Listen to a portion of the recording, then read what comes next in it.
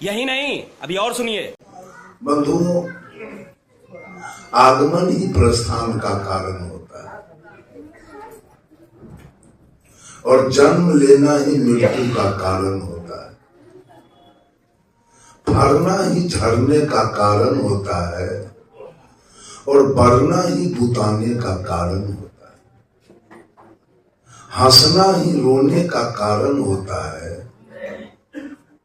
और मित्रता ही शत्रुता का कारण होता है और भजना ही तजने का कारण होता है। तो सदगुरु कबीर तमाम दुनिया के लोगों से पूछना चाहते हैं कि हे दुनिया के लोग, भजना किसको चाहते हो? और भजना ही तजने का कारण है। और तजना किसको चाहते हो? तुम्हारा दोस्त कौन जिसको भजना चाहते हो और तुम्हारा दुश्मन कौन जिसको तजना चाहते हो? बोलिए, कोई आदमी बोलिए, किसके भजन से मुक्ति होने वाली है? तजा किसको जाए? कबीर साहब के भजन जब गाते हैं तो फिर राग द्वेष में फंस जाएंगे आप। तब तुलसीदास जी आपसे नाराज हो जाएंगे, हमारा भजन तो नहीं कर रहा है। कबीर ऐसे बेईमान गुरु नहीं थे। कबीर भजने के लिए किसी को नहीं कहा। ये बात समझ।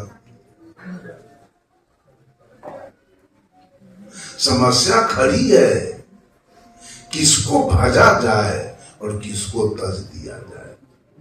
ये पूरे दुनिया के हिंदू, मुसलमान, सिख, ईसाई, पारसी, यहूदी, रमानंदी, आर्य समाज, आनंद मार्ग, कादरी परिवार, युग निर्माण मिशन, गांधी निर्माण मिशन, विवेकानंद मिशन, जय गुरुदेव, बाल जुगेश्वर, सतपाल जी, सदा फलदेव जी, आशा राम जी, रामपाल जी, भगवान रजनीश, बाबा हरदेव सिंह जी, ठाकुर अनुकूल चंद्र जी, आशुतोष जी महाराज, संत मत, राधा स्वामी, ओम शांति, जैन, बौद्ध, ये सारे राग द्वेष के दलदल में फंसे।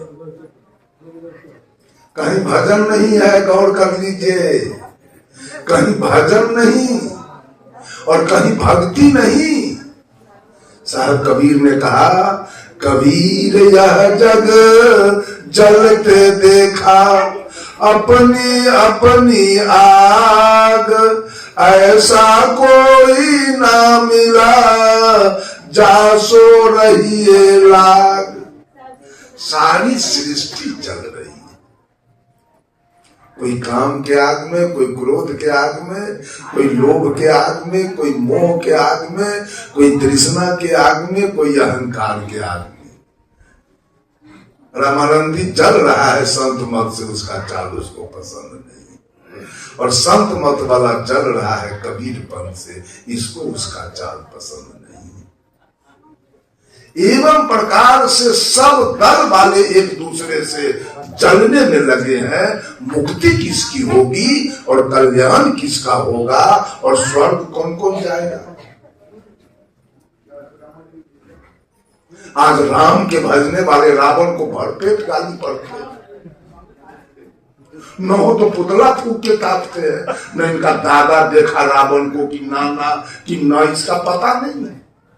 लेकिन ईर्ष्या आज तक चलते आ रहा है कि रावण बहुत बड़ा पापी था, किसी ने लिख दिया, बस आज तक हो रहा है। लिख दिया कि रावण बहुत बड़ा पापी है। कबीरपंथी, मैं एक वीडियो बनाया, उसमें लिखा हूं कि कबीरपंथी भी राम की बड़ाई करने में फूले नहीं समाते हैं और रावण की निंदा करने में नहीं आघाते हैं। कबीर साहब एक भी गाली रावण को नहीं दिया है अपने जीवन काल में। सब लोग कान खोल के सुन लीजिए। कहीं न राम का बड़ाई किया, न रावण का निंदा किया है सदगुरु कबीर। न कहीं कृष्ण का बड़ाई किया, न कंस का शिकायत किया। न कहीं पांडव का बड़ाई किया, न कहीं कौरव का शिकायत किया। न कहीं दुर्गा का बड़ाई किया, न कहीं महिषासुर का निंदा किया। कहीं नहीं, पूरे बीजक के अंदर लतारा है, तनी मनी तो रामे के लतार दिए। कबीर साहब कहे, यह माया रघुनाथ की बौरी, कि राम को माया बौरा के मार दिया। जब हमारे पूज्य गुरुदेव आचार्य श्री धर्म स्वरूप साहब एक दिन कहानी कह रहे थे सीतामढ़ी में एक संत हुए रामानंदी, बहुत पहुंचे हुए संत, उनका नाम था नारायण बाबा। उनकी जयंती मनाई गई जब सीतामढ़ी में, तो 25 करोड़ रुपया खर्च हुआ है जयंती मनाने में नारायण बाबा। साहब जी कह रहे थे एक दिन नारायण बाबा एकाएक फतुहा पहुंच गए, वो पूरा देह में राख लगाते थे और केवल 1 लीटर दूध गाय के शाम में पीते थे, 1 लीटर सवेर में, अन्न पानी कभी नहीं, कोई जरूरी नहीं। आ गए फतुहा महंत जी से कहे, महंत जी पटना गांधी मैदान में मेरा भंडारा हो रहा है, क्या दोगे? दे दो। तो महंत विद्यानंद साहब ने कहा कि 1 ट्रक चावल और दाल और आलू मैं भेज रहा हूं। इनके हाथ में एक छड़ी थी, ऐसे हिला दिया, उतना मत दो। तो ईमानदार साधु थे, उतना मत दो, बहुत जगह से आएगा, जगह नहीं बचेगा। मात्र 12 कुंटल चावल और उसका दाल और उसका सब्जी दे दो। तुरंत विद्यानंद साहब ट्रक पर लोड करवाए और तब इन्होंने कहा पूज्य गुरुदेव आचार्य श्री धर्म स्वरूप साहब से, ए महंत जी आप भी आना। तो साहब जी कहे हम तो राम के विरोध में बोलते हैं। अरे कुछ बोलना लेकिन आना। साहब जी गए वहां 1 किलो चावल और दाल और सब्जी नहीं आया गांधी मैदान में। अब तो कंठ सूख रहा था नारायण बाबा के। धर्म स्वरूप साहब से आके कहे, महंत जी अब क्या होगा? कहा तो अभी आप कहीं तो मैं जा रहा हूं फतुहा, और वहां से ट्रक पर लोड करके अभी आऊंगा। आचार्य परवर ने कहा मत जाओ, जो होना होगा होगा। लेकिन नारायण बाबा की कृपा हुई तो 14 चक्का से 1 ट्रक संतरा से पहुंच गया। कहा देख लो आ गया, अब खाओ जितना खाना। वहां उस समय के तत्कालीन मुख्यमंत्री दरोगा प्रसाद राय थे। दरोगा प्रसाद राय जब मंच पर गए तो कमेंट किए नारायण बाबा से, कहा कि जब राम के पत्नी की हरण हुई तो हे खग हे मृग हे मधुकर श्रेणी, तू देखा सीता मृग नहीं कि मेरे पत्नी को देखे हो? दरोगा प्रसाद राय जी ने कहा अगर मेरे पत्नी का अपहरण हो जाए तो मैं चिड़िया से नहीं पूछूंगा, मैं थाना में FIR दर्ज करूंगा। नारायण बाबा ठठार के हंसे बड़ी जोर से, कुछ नहीं बोले नारायण बाबा।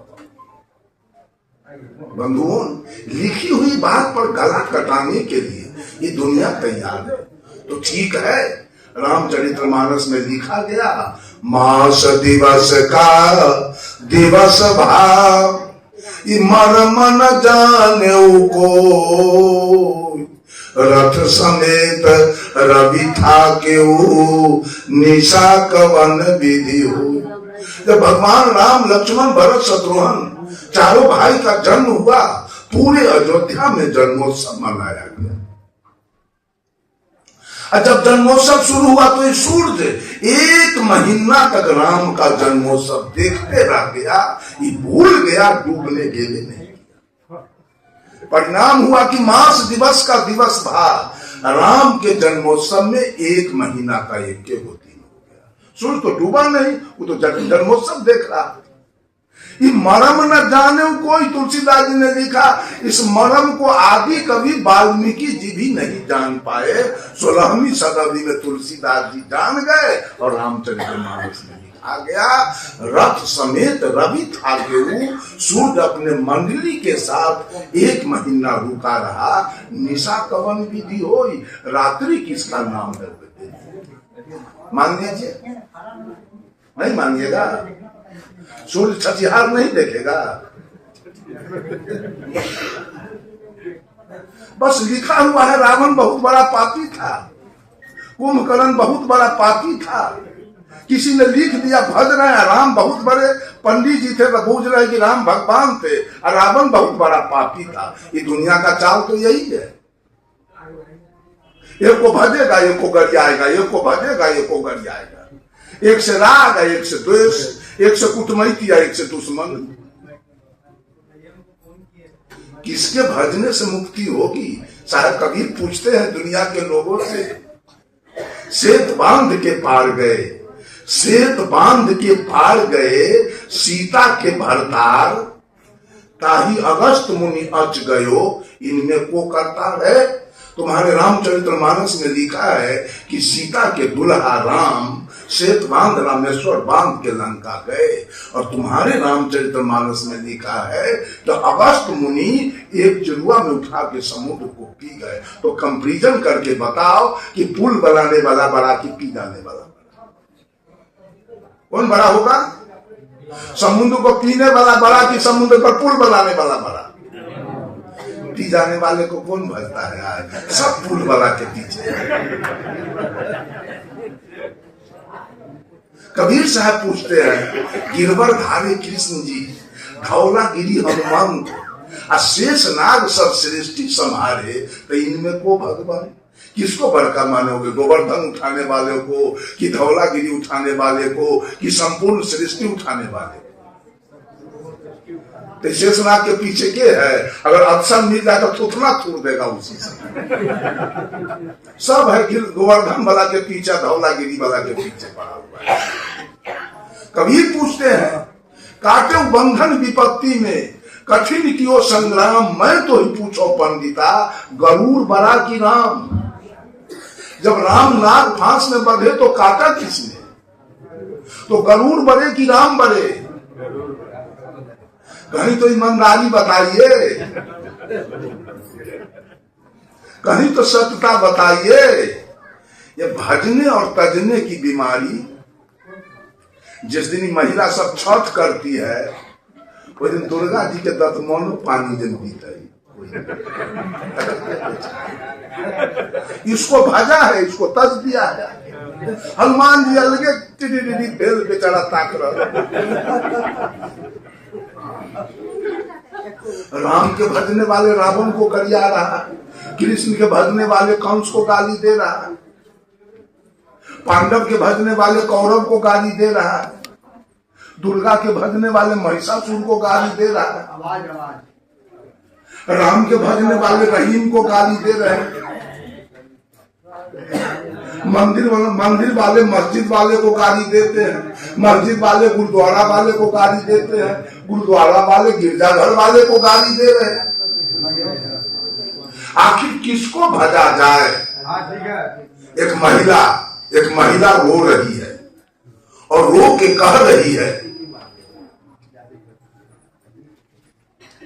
ससुरे में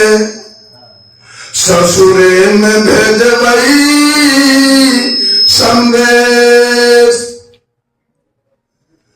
नैहरबा में आग लगी। ससुरे में भेजबई संदेश, नैहरबा में आग लगी। औरत के लिए दो विकल्प है, एक नैहर एक ससुराल। तो नैहर में लगी है आग, अब जाएगी कहां? ससुराल। अच्छा आप लोग मत बोलिएगा, इधर से पूछने दीजिए, औरतों के लिए सुख का घर नैहर है कि ससुराल है? बोलिए जल्दी, हम आगे बढ़ेंगे। ससुराल है, एकदम सत्य बात। जब लड़की नैहर में रहती है तो उसको जमीन पर कोई अधिकार नहीं है, मकान पर कोई अधिकार नहीं है, सोना चांदी पर कोई अधिकार